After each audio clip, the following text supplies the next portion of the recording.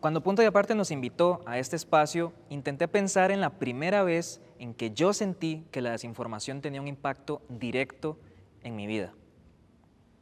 Porque uno conoce el término, uno sabe que la desinformación existe, que incluso que genera daño, pero está como flotando, no hay un peso real que uno perciba directamente en la vida propia. Y yo pensaba de esa manera hasta mediados del año pasado, cuando mi papá fue diagnosticado con una condición terminal por cáncer gástrico. Allí hay dos reacciones muy abrumadoras: esperanza, al menos lo que uno intenta, y mucha desesperación. Y esas dos sensaciones, esos dos sentimientos hacen que uno dure horas en internet intentando convencerse de que tratamientos, curas, remedios sin ninguna evidencia van a servir, que hay un chance.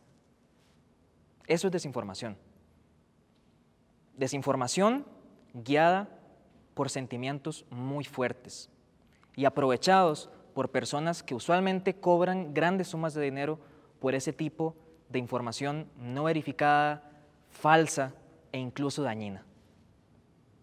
Irónicamente, meses antes estaba sentado en una oficina de la UCR intentando armar piezas para formar un proyecto de verificación de noticias falsas en Costa Rica.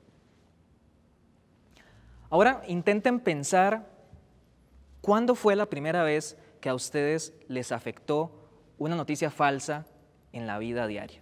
No tiene que ser un caso tan radical como el mío, porque la desinformación es información de poca calidad que nos hace tomar malas decisiones, nos confunde. Entonces, puede ser desde embarcarnos por una compra en internet hasta que nos hagan tomar cloro porque dicen que nos puede curar del coronavirus. Hay un gran rango de desinformación. La desinformación no empezó con Donald Trump diciendo fake news a todo lo que no le gusta o no le conviene. La desinformación está ahí, está en nuestras vidas. La desinformación puede llegarnos cuando encendemos el televisor o la radio. La desinformación puede estar esperándonos cuando nos conectamos a Facebook. La desinformación puede estar en el chat de la familia en WhatsApp. La desinformación puede llegarnos si nuestro papá va a morir por cáncer. La desinformación está en todas partes. ¿Cómo llegarle a un tema que está en todas partes? Esa fue la inquietud que tuvo la periodista Andrea Alvarado a mediados del 2018. Ella en ese momento era directora de la Oficina de Divulgación e Información de la Universidad de Costa Rica. Ella le llevó esta inquietud de crear un proyecto de verificación de noticias falsas a Ernesto Rivera, que era el director del semanario Universidad, y él sugirió formar un grupo de 3 periodistas, Darío Chinchilla, Daniel Salazar y yo. Así nos juntamos y empezamos a pensar cómo armamos un proyecto de verificación de noticias falsas desde acá, desde la UCR. Por dicha, ya hay mucha agua tibia inventada y hay muchísimos proyectos de verificación de noticias falsas y desinformación en general que hacen un grandísimo trabajo. Así que teníamos una ventaja de ver al vecino y de aprender de él.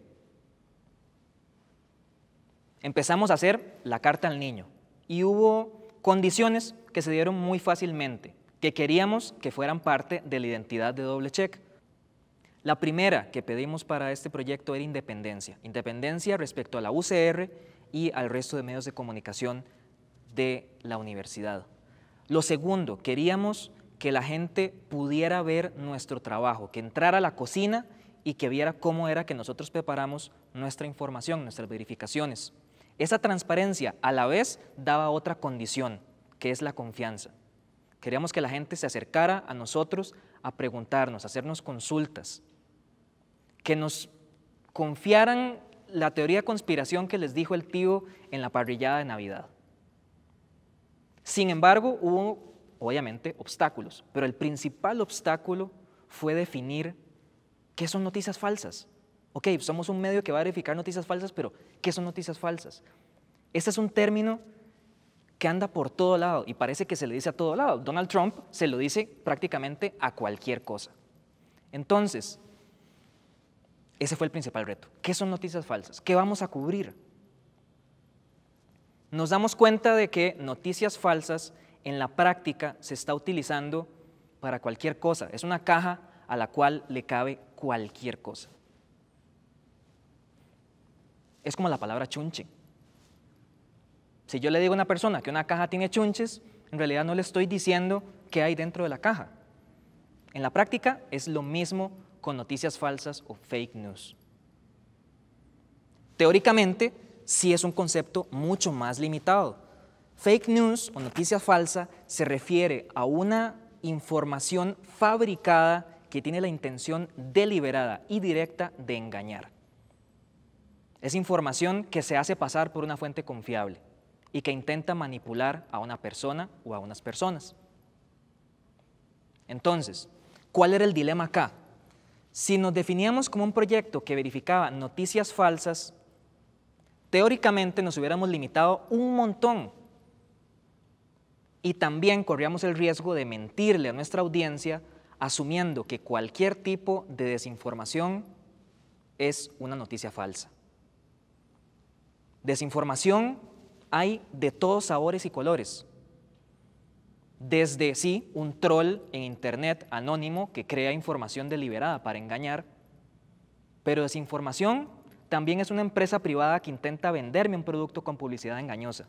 Desinformación también es un ministro que prefiere unos datos desactualizados porque los datos más recientes no dejan tan bien parada su institución.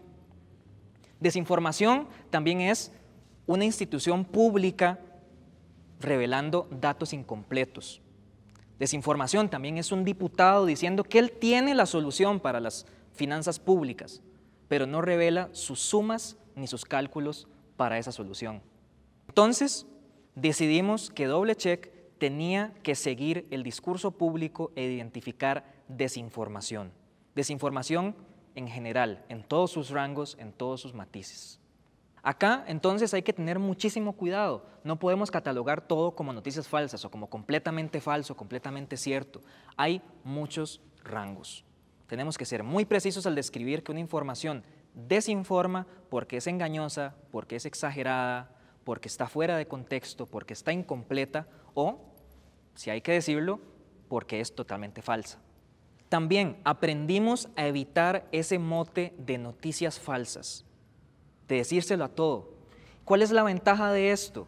En primer lugar, hace nuestro trabajo más difícil, sí, pero más riguroso. Y no solo nos obliga a decir que algo es cierto, falso, engañoso, a dar ese juicio, también nos obliga a darle contexto a la gente cuando es necesario, a decirle a la gente, ok, esto es cierto, pero hay ciertos factores que son falsos, o hay ciertas cosas que son engañosas, pero hay ciertas cosas que son ciertas, o hay ciertas cosas que no sabemos. Hay que ser lo más abiertos posibles y darle esa información a la gente. ¿Por qué es importante ser claros con esos matices? Corremos el riesgo de romper el diálogo si le decimos a las personas que cierto grupo, cierta persona, el otro, el del otro lado, el vecino, siempre está equivocado. Con ese sesgo rompemos los puentes de diálogo que tenemos como sociedad, que debemos tener como sociedad. Y nos han hecho comentarios en muchos chequeos sobre, ok, ustedes se creen dueños de la verdad, ustedes no son dueños de la verdad. No lo somos, no pretendemos serlo. Lo que intentamos es dar la mayor cantidad de insumos a la gente para dar ese contexto más allá de decir, esto es cierto, esto es falso, tal persona se equivoca, tal persona no. Y por nuestro trabajo estamos por encima de otros medios de comunicación, por decir que otra empresa periodística u otro colega se equivocó o publicó algo falso o algo engañoso o incompleto. No. Nuestros métodos, de nuevo, son agua tibia ya inventada. Son los mismos métodos periodísticos que todos en nuestra profesión deberíamos estar aplicando. Y bueno, la pregunta que incluso yo me hacía, ¿a quién le importa? ¿A quién le importa que alguien verifique una noticia falsa o que alguien diga que algo está incompleto o engañoso? ¿Y qué importa la diferencia entre noticias falsas y desinformación? De nuevo, eso yo también lo pensaba hasta que el efecto, el impacto de desinformación estaba en la sala de mi familia, en la sala de mi casa. Entonces, hay una serie de consejos muy básicos que no solamente ayudarían en la práctica periodística, también en la vida personal. El primero, cuide sus emociones. Muchísimas veces hay información, desinformación, que intenta que usted pique el anzuelo con base en emociones muy fuertes: rabia, miedo, desesperación o esperanza. Es muy fácil reaccionar a una información con base en emociones, y esto lo sabe aquella persona que quiere desinformar deliberadamente. Entonces hay que tener mucho cuidado con eso, cuidar nuestras emociones. Sé que es difícil, pero hay que hacerlo. Hay que tomar un respiro, pensar 2 veces antes de compartir y antes de publicar. El segundo consejo es que preste atención a los detalles. Usted, cuando va a una tienda de electrodomésticos a comprar una olla arrocera, una plancha, un sartén eléctrico, usted pide un mínimo de detalles, ¿verdad? Usted pide la garantía, pregunta cuántos meses tiene, se fija en la marca, etc. Haga eso con la información. La información también es un producto, es un servicio público en muchísimas ocasiones. Entonces, pide esos detalles. Si la información es un casado, entonces pida los ingredientes, fíjese en la receta. El tercer consejo es que no todo es fake news. Dejemos ese apodo, ese mote, dejemos a Donald Trump diciéndolo, no nos formamos parte del equipo de él, porque eso también genera desinformación. No todo es fake news, porque no toda desinformación proviene de una intención deliberada de desinformar. En muchísimas ocasiones estoy convencido de que algunos chequeos que hemos hecho provienen de afirmaciones que se hicieron incluso bien intencionadas. No hay que crear antagonismos donde toda información incorrecta, engañosa, incompleta o falsa proviene de una mala intención. Y eso hay que tenerlo muy en cuenta, porque de otra manera quemamos los puentes de diálogo entre yo y el otro, y entre el otro y yo. Y eso nos lleva al cuarto consejo. Todos podemos equivocarnos. Esto no es un partido de fútbol, esto no es un cómic donde hay villanos y hay héroes. Y eso hay que tenerlo en cuenta. Nadie quiere estar equivocado. Nadie dice algo porque dice, ok, qué ganas de estar equivocado. Todo el mundo cree que tiene la razón, y eso nos incluye a nosotros. La desinformación en sus rangos, en sus sabores, en sus matices, puede venir de empresas privadas, puede venir de medios de comunicación, instituciones públicas, puede venir de nuestra familia, de seres queridos, puede venir de nosotros mismos. Y eso hay que tenerlo muy, muy en cuenta, porque eso también hace que nosotros tengamos ese cuidado de cuestionarnos a nosotros mismos y de, sobre todo, no generalizar, de decir el otro, el vecino, esta persona siempre quiere engañarme, siempre miente, y los de mi bando, no, nosotros somos los que tenemos la razón. Eso hay que evitarlo. Y sobre todo, sí, tener una dosis de humildad que a veces cuesta muchísimo. Yo también puedo equivocarme, ustedes también pueden equivocarse. Y hay que estar preparados para reconocer ese tipo de error. En Doble Check nosotros no nos ponemos una medalla porque decimos que nunca nos hemos equivocado. Lo hemos hecho, nos hemos equivocado.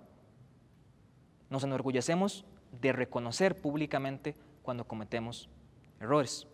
La verdad puede ser una píldora muy difícil de tragar, pero al menos no es una píldora falsamente milagrosa.